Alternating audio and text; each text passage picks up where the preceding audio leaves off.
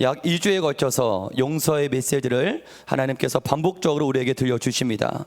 2022년도를 시작하면서 하나님께서 우리에게 용서의 메시지를 들려주시는 분명한 의도와 목적이 있다고 생각합니다. 예로부터 우리나라를 가리켜 한의 민족이라고 부릅니다. 우리나라 민족을 대표하는 정서가 한이라는 것이죠.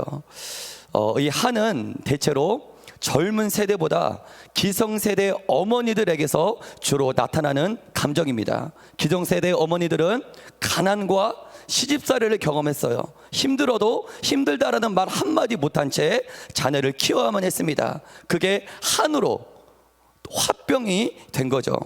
이 한과 합병은 기성세대 어머니들만 나타나는 증상이었는데, 최근 현대인들에게도 이 한의 증상이 두루두루 나타나고 있습니다.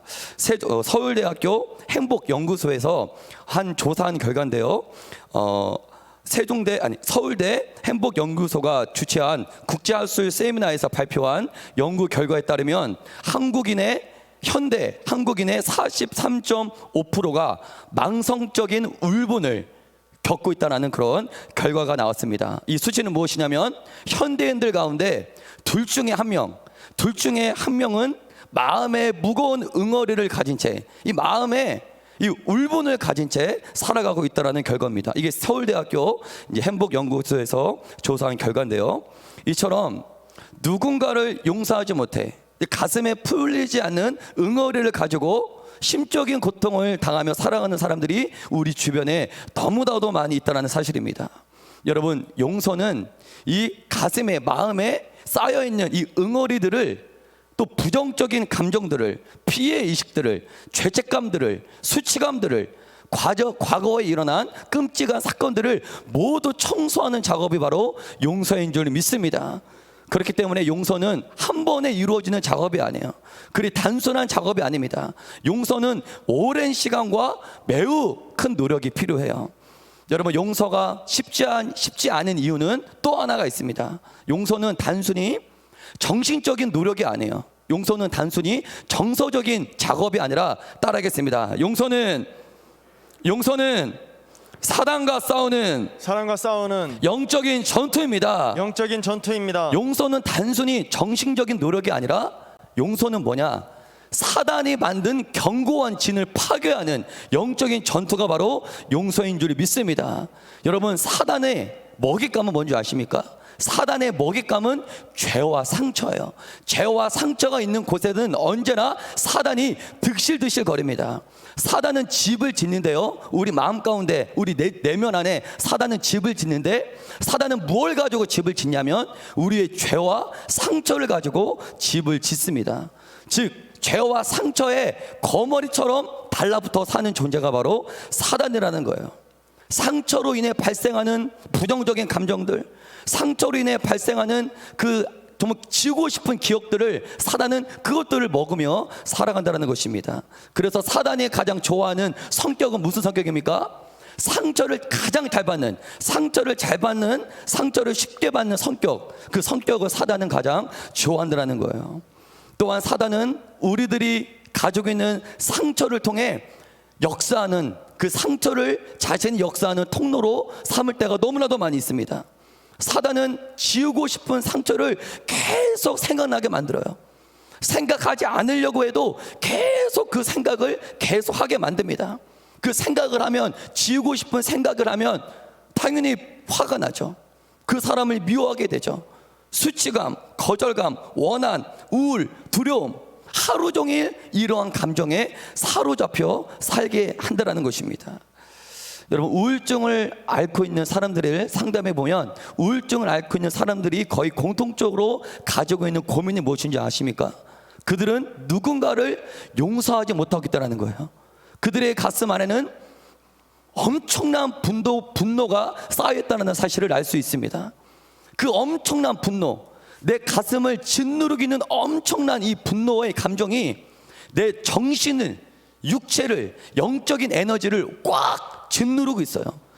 그래서 우울증을 앓고 있는 사람들은 하루 종일 기운이 없습니다. 왜냐하면 그 분노의 감정에 하루 종일 시달리기 때문에 영적으로, 육적으로, 정신적으로 힘을 쓰지 못하는 거예요. 또 하루 종일 생각과 싸워요. 이 과거에 일어난 이 부정적인 생각과 하루 종일 싸우느라고 쉽게 피곤해져요. 이게 우울증을 앓고 있는 사람들의 공통적인 증상입니다. 마음에 분노가 가득하면, 우울증을 앓고 있으면 대화할 때 상대방과 감정의 교류가 되지 않아요. 모든 사람들은 다 웃고 있는데 웃을 수가 없어요. 모든 사람은 다 또 울고 있는데 또 눈물이 안 나요. 마음과 생각에 여유가 없기 때문에 인간관계가 쉽지 않다는 것입니다. 누군가를 용서하지 못하면 현재를 살지 못해요.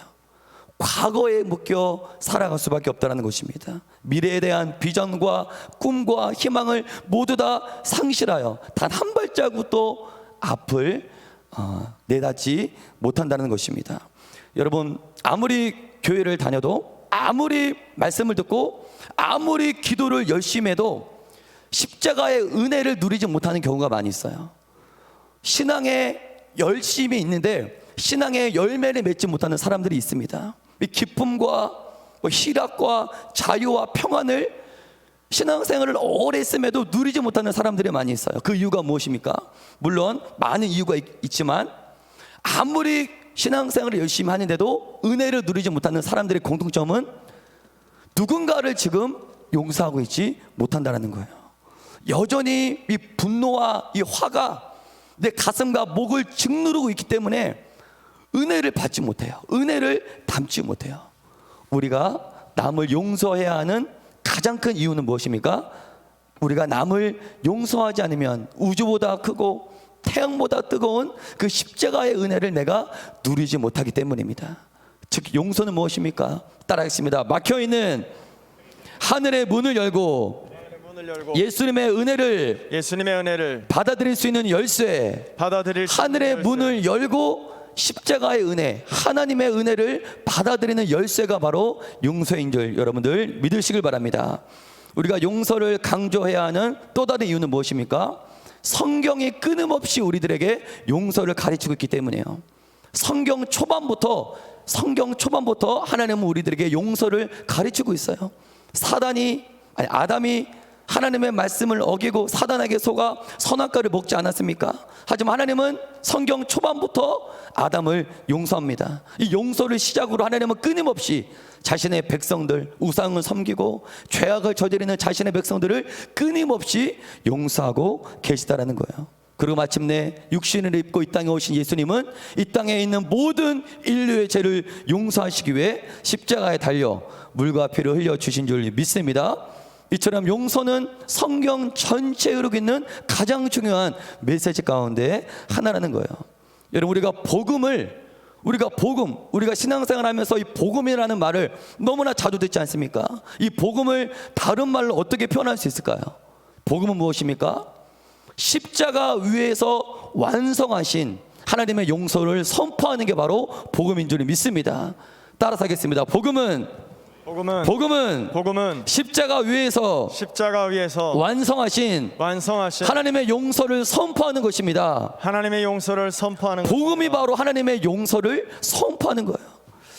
우리나라 도시 한가운데서 그 밤 야경에 우리나라 도시를 살펴보면 어디서나 빨간 십자가가 하늘을 덮고 있는 모습을 볼 수 있어요. 이 대전 도심 한가운데서 야경을 봐도 빨간 십자가가 군데군데 하늘을 뒤덮고 있는 모습을 우리가 살펴볼 수가 있습니다. 여러분, 십자가는 옛날에 죄인들을 죽였던 사형 틀입니다.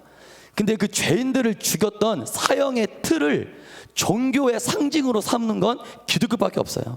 기독교만이 죄인들을 죽였던 사형의 틀을 종교의 상징으로 삼았습니다. 그렇다면 왜 교회는 십자가를, 그 흉측한 십자가를 기독교의 상징으로 내다 걸었을까요? 그 이유는 바로 십자가가 말해주는 기독교의 대표적인 메시지가 있기 때문입니다. 그게 무엇일까요? 십자가가 말해주는 기독교의 대표적인 메시지, 그건 무엇입니까? 따라하겠습니다. 내가 바로 너를 용서한다. 십자가는 바로 하나님인 내가 너를 용서한다. 이 메시지를 바로 십자가가 함축하고 있다는 것입니다. 우리는 교회 철탑에 높이 쏟아있는 수많은 십자가를 볼 때마다 근데 십자가 모형물, 단지 십자가 모형물로 해석하는 것이 아니라 십자가를 볼 때마다 우리는 이러한 하나님의 음성을 들어야 돼요. 따라하겠습니다. 내가 너를 용서한다. 내가 너를 용서한다. 지금 도심 한가운데 빨간 십자가가 하늘을 덮고 있지 않습니까? 이게 뭡니까? 하나님이 너의 모든 죄를 용서했다. 하나님 너의 모든 죄를 용서했다라는 용서의 메시지가 하늘을 뒤덮고 있는 거예요. 우리는 십자가를 볼 때마다 하나님의 용서의 메시지를 들어야 할 줄 믿으시길 바랍니다. 그렇다면 예수님께서는 죄인들을 어떻게 예수님은 용서하셨는지 오늘 본문의 말씀을 우리 다시 한번 선포하실 텐데요. 누가복음 23장 33절부터 34절의 말씀을 우리 다시 한번 힘차게 우리 선포합니다. 시작. 해골이라 하는 곳에 이르러 거기서 예수를 십자가에 못 박고 두 행악자도 그렇게 하니 하나는 우편에 하나는 좌편에 있더라. 이에 예수께서 이르시되 아버지 저들을 사하여 주옵소서 자기들이 하는 것을 알지 못함이니이다 하시더라. 그들이 그의 옷을 나눠 제비 뽑을세. 34절을 보면 예수님께서 죄인들을 용서하셨어요. 용서의 원리가 이 33절과 34절 안에 숨겨져 있습니다. 본문의 말씀을 보면 먼저 예수님은 자신을 십자가에 못 박은 죄인들을 분노하지 않으시고 저주하지 않으시고 오히려 자신에게 엄청난 고통을 준 그들을 향해 어떻게 합니까? 아버지여 저들의 죄를 사하여 주옵소서. 오히려 그들을 중보하고 있습니다. 아니 아무리 예수님이지만 자신을 십자가에 못 박은 자신을 배반한 저 흉악한 죄인들을 어떻게 용서할 수 있었을까? 또 어떻게 그들을 중보할 수 있었을까? 그 이유가 34절에 있어요. 제가 다시 한번 읽어보겠습니다. 이에 예수께서 이르시되 아버지 저들을 사하여 주옵소서. 이 부분이 중요해요. 따라하겠습니다. 자기들이 하는 것을 알지 못합니다. 이게 바로 용서의 원리입니다. 우리도 이 용서의 원리를 통해 나에게 상처를 준 사람들을 쉽게 용서할 수 있어요. 오늘 용서의 원리에 대해서 몇 가지 배울 텐데 자기들이 하는 것을 알지 못합니다. 이 말은 무슨 의미일까요? 예수님께서는 지금 십자가에 자신을 못 박은 그 흉악한 죄인들을 향해 하나님 저들을 용서해 주십시오. 저들이 하는 짓이 무슨 짓인지, 그들이 십자가에 나를 못 박았는데 이 십자가에 나를 못 박은 이 일이 무슨 짓인지 저들은 모릅니다. 저들이 만약에 나를 십자가에 못 박은 이 일이 무슨 짓인지 제대로 알았더라면 저를 십자가에 못 박지 않았을 것입니다. 저들은 모르고 저렇게 엄청난 죄를 저지르고 있습니다. 지금 예수님은 하나님 앞에 이들을 중보하고 있어요. 오히려 이들을 불쌍히 여기고 있어요. 예수님은 자신을 십자가에 못 박은 대제사장들, 서기관들, 관리들, 장로들, 로마 군병들을 정죄하는 것이 아니라 오히려 그들을 불쌍히 여기고 있어요. 저들이 불쌍합니다. 저들이 무슨 짓을 하고 있는지 알지 못합니다. 여러분, 예수님은 알아요. 저들은 지금 따라하겠습니다. 마귀에게 속아 마귀의 종로로 타고 있다는 사실을 예수님은 알고 계신 거예요. 그들은 몰라요. 저들이 지금 악한 마귀에게 속아 악한 마귀의 도구로 쓰임받고 있는데 저들은 본인들이 마귀에게 속아 마귀에게 쓰임받고 있다는 사실을 모르고 있다는 거예요. 예수님은 십자가 위에서 피와 물을 흘리면서 고통을 당하고 있는데도 자신이 죽는 것을 집중하지 않고 자신이 죽는 것을 돌보지 않고 오히려 마귀에게 속아 마귀의 도구로 쓰임받고 있는 저들을 더 불쌍히 여기고 안타까워하고 있다는 것입니다. 그리고 십자가 위에서 저들의 죄를 용서해 달라고 하나님께 기도하고 있는 거예요. 여러분, 이것이 바로 예수님 하나님의 마음인 줄 믿으시길 바랍니다. 여러분, 중요한 건 내가 바로 예수님을 십자가에 못 박은 수많은 무리 가운데 한 사람이 바로 나라는 것이에요. 인정하십니까? 내가 바로 예수님을 십자가에 못 박았습니다. 예수님을 십자가에 못 박은 것으로 끝나는 것이 아니라 나는 그 이후에도 수없이 죄를 지어요.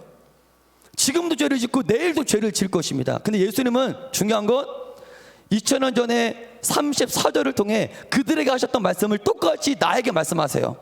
아버지여 저들의 죄를 용서하여 주옵소서. 자기들이 하는 것을 알지 못합니다. 저의 이름을 넣으면 하나님 형진이의 죄를 용서하여 주옵소서. 형진이가 지금 하는 것을 형진이는 알지 못합니다.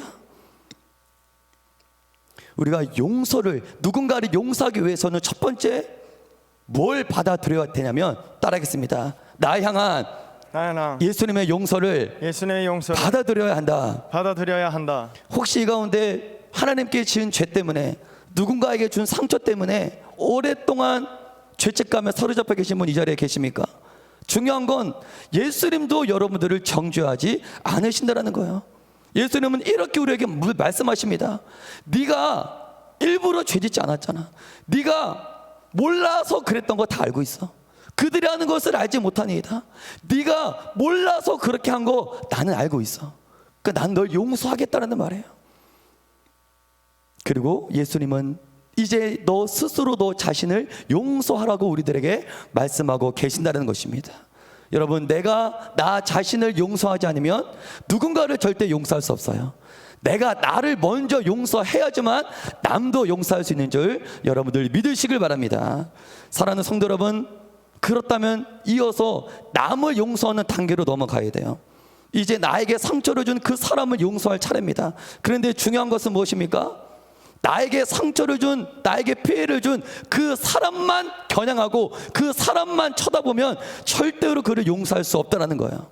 우리가 깨달을 수 있는 건 무엇입니까? 예수님은 자신을 십자가에 못 박은 그 사람들을 바라보았는데 그 사람들만 본 게 아니라 누구도 봤습니까?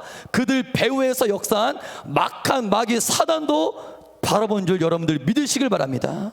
할렐루야. 우리도 역시 나에게 피해를 준 그 사람만 보면 절대 우리는 그 사람을 용서할 수 없어요. 나에게 상처를 준 그 사람만 보면 평생 그 사람을 미워하며 살아갈 수밖에 없습니다. 우리도 역시 그 사람을 통해 나를 멸망시키려고 그 사람을 통해 나에게 상처를 준 악한 사단을 겨냥하고 사단을 볼 줄 알아야 그 사람을 불쌍히 여기고 그 사람을 용서할 수 있는 줄 여러분들 믿으시길 바랍니다. 여러분, 나에게 상처를 준 그 사람도 잠시 잠깐 악한 사단에게 속은 거예요. 나의 배우자가 나에게 상처를 줬습니까?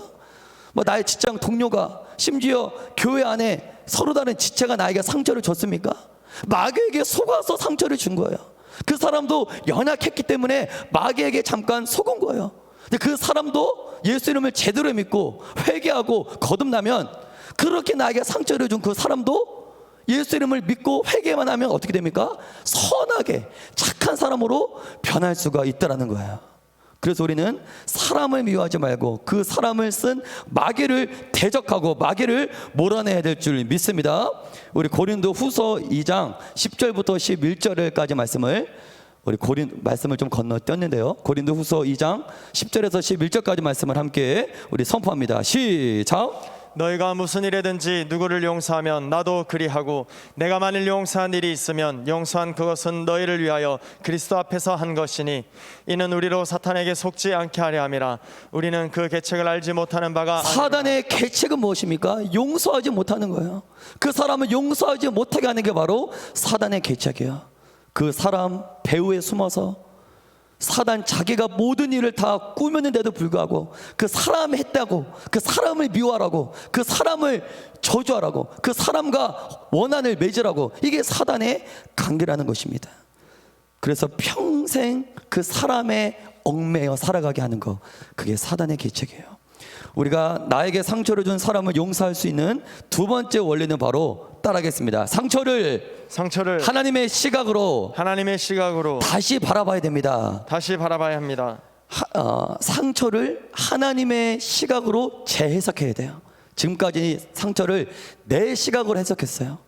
그 상처 때문에 내가 이렇게 불행하다고, 그 사람만 만나지 않았더라면, 그 사람만 내 인생에 끼어들지 않았더라면 내가 행복할 수 있었을 텐데, 나의 모든 불행의 원인은 그 사람 때문이야, 모든 불행을 그 사람 때문이라고 우리는 생각해 왔어요. 그럼 평생 그 사람을 용서할 수 없습니다. 우리는 상처를 하나님의 시각으로 다시 해석해야 될 줄 믿습니다. 용서와 화해의 저자 에버렛 워싱턴은 이 과정, 상처를 다시 해석하는 과정을 그의 책을 통해 한번 소개했는데요. 우리 같이 함께 이 책의 내용을 읽도록 하겠습니다. 시작. 상처를 받으면 우리는 상처를 부인하여 자기를 보호하려고 한다. 치유되려면 상처를 최대한 객관적으로 회상해야 한다. 피해의식에 빠지지 말라. 대신 상처받은 대로 회상하라. 상처를 회상할 때 기도로 시작하라. 때로 상처나 모욕을 회상하면 허탈해질 수 있다. 처음부터 기도로 허리를 동이라. 주님의 보호자로 임재해 주시도록 기도하라. 성령께 위로자가 되어달라고 기도한다. 상처 회상이 시작되면 성령의 인도에 민감해야 한다. 여러분, 상처를 하나님의 시각으로 재해석했던 대표적인 구약의 인물이 우리 목사님들 통해서 거듭 말씀하셨는데 바로 요셉이에요. 요셉은 자신의 상처를 하나님의 시각으로 다시 바라봤어요. 우리 창세기 45장 4절부터 8절까지 말씀을 함께 우리 선포합니다. 시작. 요셉이 형들에게 이르되 내게로 가까이 오소서. 그들이 가까이 가니 이르되 나는 당신들의 아우 요셉이니 당신들이 애굽의 판자라. 당신들이 나를 이곳에 팔았다고 해서 근심하지 마소서. 한탄하지 마소서. 하나님이 생명을 구원하시려고 나를 당신들보다 먼저 보내셨나이다. 이 땅에 2년 동안 흉년이 들었으나 아직 5년은 바까지도 못하고 추수도 못할지라. 하나님이 큰 구원으로 당신들의 생명을 보존하고 당신들의 후손을 세상에 두시려고 나를 당신들보다 먼저 보내셨나니 그런즉 나를 이리로 보낸 이는 당신들이 아니요 하나님이시라. 하나님이 나를 바로에게 아버지로 삼으시고 온 집의 주로 삼으시며 애굽 온 땅의 통치자로 삼으셨나이다. 요셉은 형들의 시기심으로 인해 자신이 애굽으로 팔려온 사건을 지금까지는 형들이 나를 죽이려고 하고 형들이 나를 애굽에 팔았기 때문에 내가 애굽에서 이렇게 고생을 한 거야, 이렇게 해석을 해왔어요. 하지만 은혜를 받고 하나님의 섭리를 깨달은 후에 요셉은 어떻게 해석합니까? 7절과 8절을 보면 알고 봤더니 내가 애굽으로 온 건 형들이 나를 보내서 애굽으로 온 것이 아니라 누가 보낸 겁니까? 하나님이 나를 애굽으로 보냈다는 거예요. 형들의 상처로 내가 애굽에 온 것이 아니라 하나님께서 흉년 가운데 나와 우리 민족의 후손을 보호하시려고 구원하시려고 하나님이 먼저 나를 애굽에 보내셨나이다. 형들이 한 것이 아니라 하나님 한 것이다라고 다르게 해석하고 있다는 것입니다. 여러분, 요셉이 형들로부터 받은 상처 때문에 요셉의 인생이 망했습니까? 우리는 절대로 내가 받은 상처 때문에 내 인생이 망한다라고 착각해서는 절대 안 돼요. 할렐루야. 내가 받은 상처 때문에 나는 불행해질 거야, 절대 그렇게 생각하면 안 돼요. 내가 받은 아픔과 피해 때문에 나는 행복할 수 없어, 내 인생은 이제 망가졌어, 희망이 없어, 그러한 생각을 예수 이름의 이름으로 파괴하시길 주님의 이름으로 축복합니다. 요셉은 형들에게 받은 상처 때문에 그의 인생이 절대 망하지 않았어요. 물론 잠깐은 영신적으로, 육적으로, 신체적으로, 물질적으로 손해는 볼 수 있어요. 형들이 준 상처 때문에 약간은 고생할 수 있지만 그게 인생의 끝이 아니다라는 것입니다. 할렐루야. 하나님께서는 그 상처를 통해 요셉을 어떻게 하십니까? 애굽의 군무총리로 삼으시고 하나님의 비전과 하나님의 사명을 이루는 위대한 도구로 그 상처를 사용하신 줄 여러분들을 믿으시길 바랍니다. 저 여러분들이 겪고 있는 그 상처를 이런 식으로 해석을 해야 돼요. 그 상처 때문에 나는 잘 될 것이다. 할렐루야. 그 상처 때문에 나는 더 쓰임받을 것이다. 아멘. 그 상처를 용서하면 여러분들은 이전보다 더 큰 그릇으로, 사람의 그릇을 저 사람의 그릇이 작다, 저 사람의 그릇이 크다, 이런 말을 자주 하잖아요. 그릇이 크다, 이게 어떤 말입니까? 많은 사람을 용서할 수 있는 사람이 그릇이 큰 거예요. 나와 서로 다른, 나와 기질이 다른, 용서할 수 없는 사람을, 많은 사람을 용서할 수 있는 그 사람을 보고 그릇이 큰 사람이다라고 우리가 말한다는 것입니다. 이 시간에 성령님께 인도를 받으며 하나님, 내가 받은 상처를 다시 하나님의 시각으로 해석할 수 있도록 도와주십시오라고 기도하는 우리 성도님들이 되길 주의 이름으로 축복합니다. 제가 질문 하나 해드릴게요. 성도님들, 예수님의 제자가 되길 원하십니까? 아멘. 예수님의 제자가 되길 원하십니까? 예수님의 제자가 되기 위해서는 용서에 익숙한 사람이 되어야 돼요. 그 이유가 무엇이냐면 예수님이 가셨던 길은 무슨 길이냐면 수많은 죄인들을 용서하셨던 길이에요. 예수님이 가셨던 길은 수많은 죄인들을 용서하셨던 길입니다. 그래서 예수님의 제자가 되기 위해서는 나도 수많은 사람을 용서해야 돼요. 예수님께서는 때로는 우리를 훈련시키기 위해 예수님께서는 우리를 자신의 제자로 삼으시기 위해 용서를 훈련하실 때가 있어요. 따라하겠습니다. 예수님은 우리를 자신의 제자로 삼으시기 위해 자신의 제자로 삼으시기 용서를 위해 훈련시킬 때가 있다. 용서를 훈련시킬 때가 있다. 예수님을 닮아가는 것이 신앙의 목표. 내가 예수님을 닮아가는 것이 신앙의 목표입니다. 그런 사람은 반드시 용서의 훈련 코스를 경험하게 된다는 것입니다. 남을 용서하는 것이 지금은 힘들고 어려울지라도 예수님을 통해 용서를 훈련받으면 우리는 쉽게 남을 용서할 수 있게 되는 줄 여러분들 믿으시길 바랍니다. 우리 말씀을 정리하겠는데요. 용서와 화해의 책을 쓴 저자 에버렛 워딩턴은 그의 직업은 뭐냐면 상담 심리학자예요. 뭘 상담하냐면 용서를 연구하고 상처받은 사람들에게 이렇게 해야 용서할 수 있어. 용서를 돕는 사람이 바로 에버렛 워딩턴이었어요. 그의 직업이 용서 전문가, 용서 전문 연구가. 근데 그에게 끔찍한 사건이 일어나요. 용서에 자신만만했던 그에게 끔찍한 사건이 일어나는데 그가 49살 되던 해 그의 70살, 그의 70살 된 자신의 어머니가 10대 강도들에게 끔찍하게 살인당하는 경험을 하게 됩니다.